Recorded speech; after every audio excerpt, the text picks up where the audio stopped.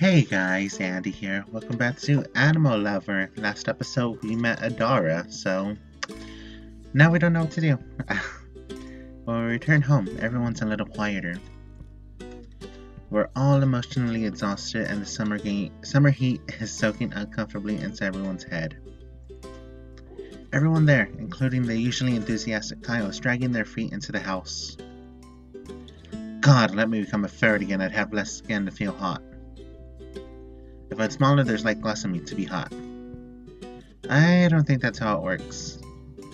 I don't feel like putting up with your cynical naysaying shit right now, Frankie. Of course that's how it works. You know I'm right.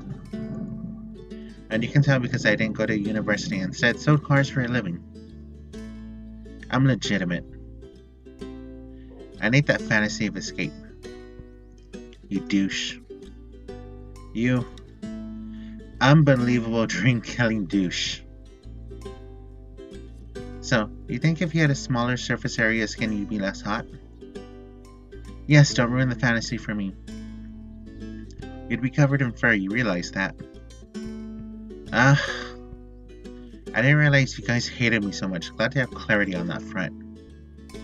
Charlie, what the fuck? Why are you wearing that heavy fucking shirt? Because I am. Whatever. Weird. You hanging in there okay? I'm doing just fine. I don't know what you guys are fussing all about. Yeah, it's hot. It's, hot. Personally, I'm more exhausted from, Adora and all that. What does he have on? Rather than heat, I mean, like, instead of heat. You know what I mean. I guess the heat's pretty bad. Anyone want food? Chilled ramen. What? Ramen's too hot, but it sounds good and it's cheap. Chilled ramen. Fuck it. That sounds pretty gross. That sounds like what someone who's had options for food all his life would say. What? I don't even know what to say to that. I'm not trying to be an asshole, I'm just saying don't knock it until you try it. Have you tried it? No, which is why I'm not knocking it. There's no arguing that logic. You have to use less water to make it if you want to chill it with ice cubes. Otherwise it'll get all watery. Good point, I didn't think of that. The finer points of making food that costs 30 cents a meal. God. Oh, nothing. I used to hear from my mom that 10 cents was a lot of money and not to be wasteful. So I know how I probably sound. But 30 cents sounds like a solid lunch at least. And cheap burgers these days are entire dollars. I probably sound like I'm an old grandpa, but wow, weird. Which reminds me, are you technically over 100 years old yet? Actually, I don't think so. I definitely am. Weird. Anyway, Migo, you take a break. I'll take care of the ramen this time. Thanks. Yeah, no problem. For Kaio, use less water because of the ice cubes. I'll take it hot. Frankie, Edmund, you want ramen? I'll actually take it chilled. I'll have it hot. Frankie's someone with an open mind here. That's weird. Huh? Watch it. I'm just saying. Watch it. Look, soup is a great first step, don't worry. Watch it. Alright, I'm watching it. God, you sound like a goddamn broken record. Hours passed like this. Idle conversations seemed to flow through the room. Even though we just experienced a considerable amount of drama, everything seemed normal. That was drama? That was annoying. I'm not even sure how everyone was this okay. I was still shaken up from the events at the coffee shop and of seeing Adara. Were they hiding it really well, or could they simply just get over it so easily? With any of my other friends, even Katie, we at least wouldn't pretend nothing happened. So I'm left wondering if they're pretending or if they're serious. Maybe I should talk to them. I'm looking around the apartment after having watched an old episode of something with Frankie. He wanted to watch, God, the heat's getting to me too. Bonanza? Is that what we watch? Oh, Jesus Christ, I fucking hated watching Bonanza as a kid. I don't know, it was an old western. Edmund's moved on, though, and has cracked open a book that was just lying around. Frankie's laying on the floor, playing with a piece of string, making a cat's cradle with it.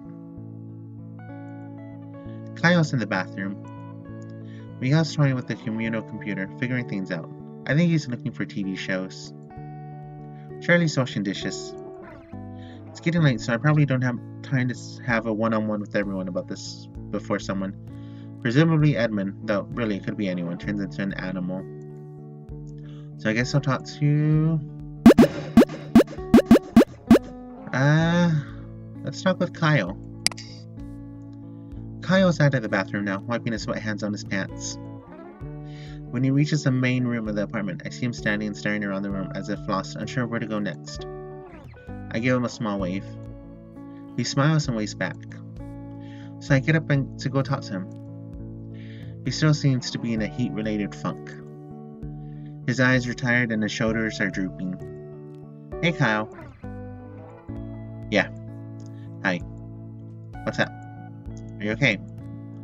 If okay still means what it meant before this heat hit, then no. If it means going to survive, then I don't know, probably. So you think so, huh? It's looking good. Not great. But I'm betting on survival. You look fine. Better than ever, in fact. Put on spring in your step and stop being so down. Spring in my step. Who the hell are you, Frankie's mom?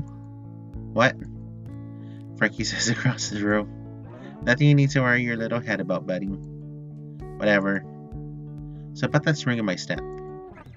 Oh my god, let's just forget I said it.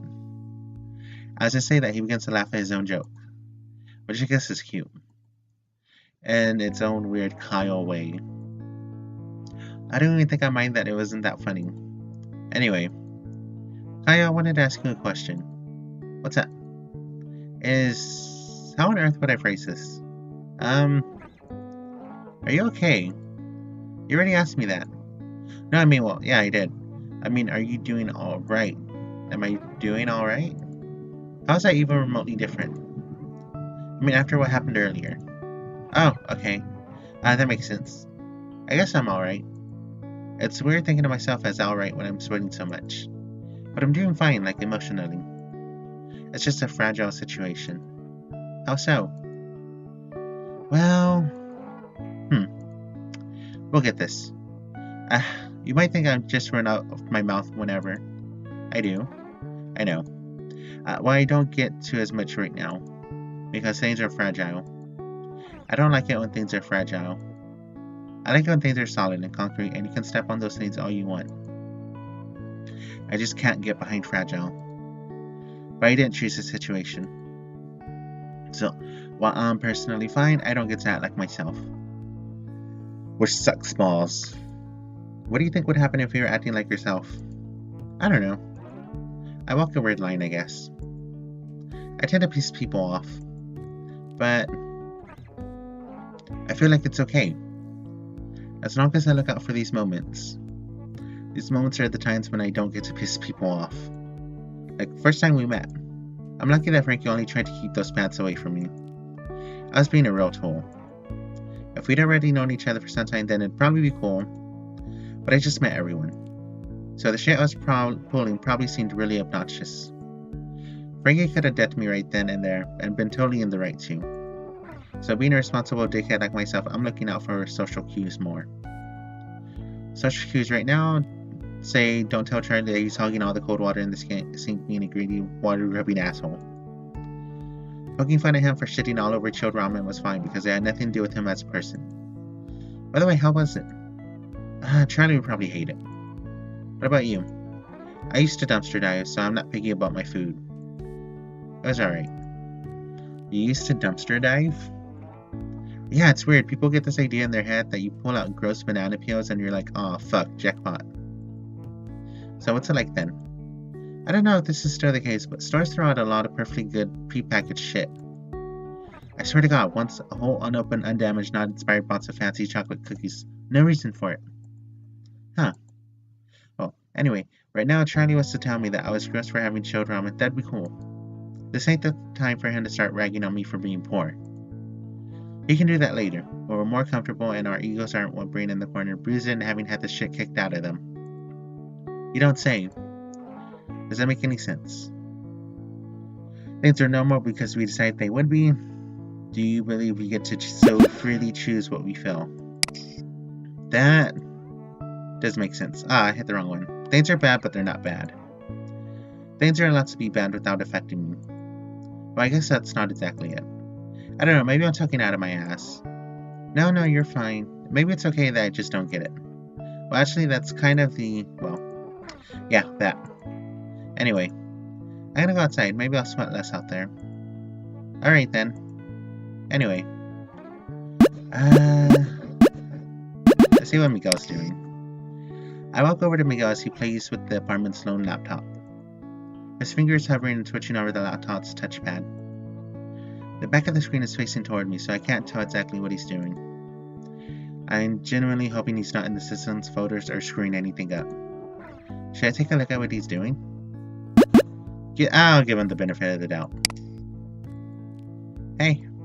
Oh, hey. What's up? What you doing there? Nothing. Just seeing how computers work. Oh, Jesus Christ. Oh? Like how? I don't know. Tooling around. And the Windows folder and stuff. Oh, for fuck's sake. What? Charlie yells from across the room. I mean, no, not in the Windows folders, the programs folders. Like the Windows folders and Windows themselves, like not like a Windows folder. I'm not in that folder you told me not to go into. Stay the hell out of the Windows folder. I will. Sorry. It's cool, no worries, just be careful. Let me go silent for a moment. Staring at the keyboard for a second, not touching anything. What's up? Okay, so I don't know much about computers. Can I ask you something without you telling anyone? Sure. Can making a blog hurt your computer? No? Absolutely not. That's almost impossible. That's weird though. Why wouldn't you want anyone knowing you're making a blog? Well, because when Charlie saw that Adara had a blog, he made this eye-rolling gesture. Like, I don't know. Like someone like Adara would just, of course, have a blog. But I thought it looked fun. Well, hey, Charlie's not wrong. It makes complete sense that Adara has a blog. Everyone does, but especially people who are like Adara. I don't get it. Adara seems to be very opinionated, right? Yeah? Well, if you're really opinionated, you would want a blog too, right? That means you can say whatever you want and engage in discourse quickly and easily. Oh. Does this mean I should avoid them? No, plus I'm sure Charlie wasn't trying to say blogs are bad, and even if he did, you should do what's fun for you. Well, yeah. But I'm living under the guy's roof. I don't want to get on his bad side. Only a complete asshole would actually judge you for trying out something harmless that looks fun to you. Do you think Charlie's an asshole? No, of course not. Do you think he's an asshole? Not really, no. Just intense. I've known plenty of intense people. Yeah, that's the word. I couldn't think of it. Yeah, there you go. Intense people. Well, I'd still rather not get on his bad side. Hey, Charlie. I call out across the room. What? Wait. Yeah? Please don't. What would you think if Miguel got a blog? What? What would I think? I don't know, whatever. He's a big boy. He can do whatever he wants. Great, thanks. Uh-huh. There you go. I guess that makes me feel a little better. What were you thinking of calling it? Actually, that was going to be my next question. I was confused, so the blog is named after itself and not me. Well, oh yeah, it wouldn't be called Miguel. It'd be called, like, Miguel's blog. Oh, okay. I already grabbed my URL. Wait, you did? Yeah, someone already took Miguel. Oh, I'm sorry to hear that. No, it's fine, but then someone already took Miguel like to cook, which is weird. It's nice to know there are other Miguels out there that like to cook. So I went with Miguel likes to cook 19. 19? Yeah. You know you're not 19 anymore, right? Well, yeah, but I mean, I still feel like I'm 19, even though I was almost 20 when I was, And it seems unfair that I spent my real 20s as a dog. I guess I can see that. So what should I call my blog then? Miguel likes to cook sounds fine to me. I guess it does have a nice ring to it. Thanks. Can you teach me about this stuff some more? Yeah, sure, soon. I wanted to ask you a question. What's up? I've been asking around, and why do you think the atmosphere around here is so... Lats? Lats? I didn't think it was that lats. In fact, I'm pretty nervous myself.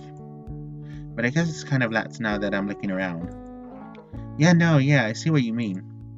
I don't think I share that with the rest of these guys. Like, I don't know. Well, that's just it. I don't know. I'm incredibly tense right now. I don't feel like I can speak for the rest of them. So you don't think they feel the same way you do right now?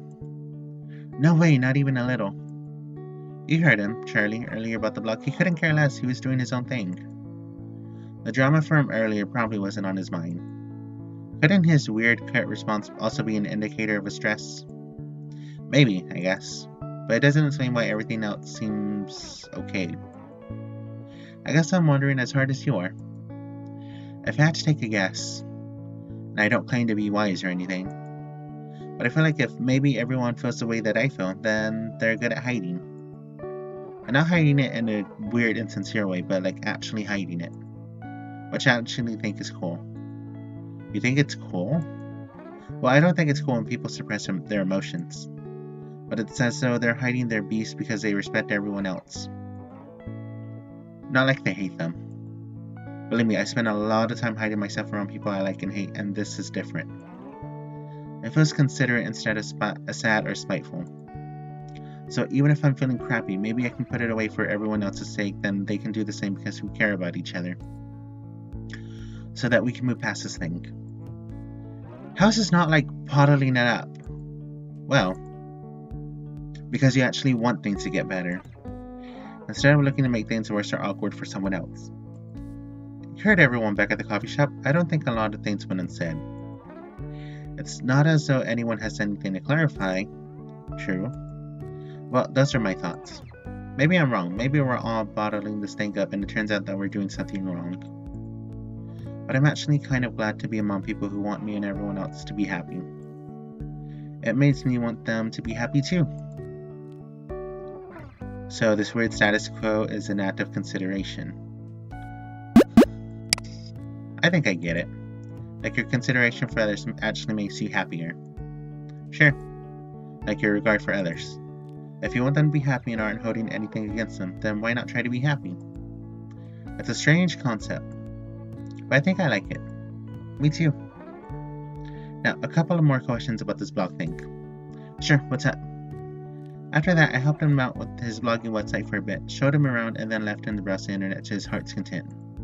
Anyway. Okay, I'm gonna end this episode here because it's like running on 20 minutes and I don't want to go overboard. But as always, thank you so much for watching.